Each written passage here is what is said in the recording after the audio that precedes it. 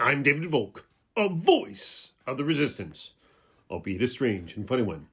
Today's post, Project 2025 wants to bore you to death. This is how they separate the adults from the children. After reading this second half of the chapter on the intelligence community, I am more convinced than ever that Project 2025 is so long because the authors don't want you to get the important stuff. Instead, they throw in so many arcane facts, figures, and abbreviations in the early going that they hope you'll just give up and move on to something easier to read, like maybe War and Peace.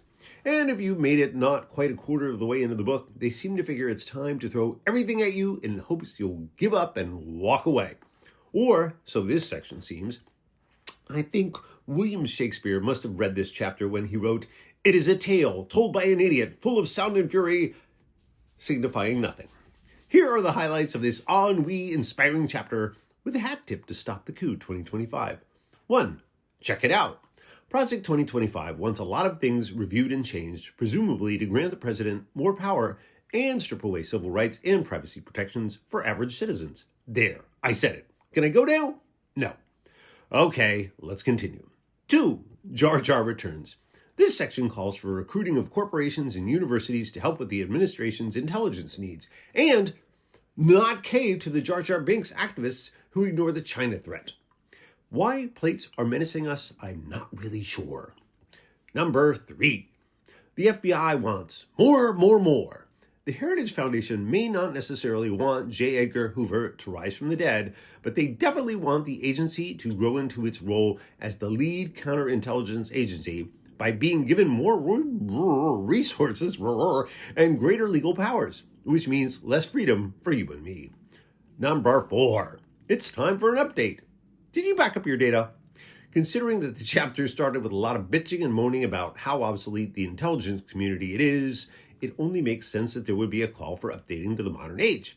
This section calls for the development of a real-time auditing system, the use of more technology and big data, because small data and medium data aren't good enough.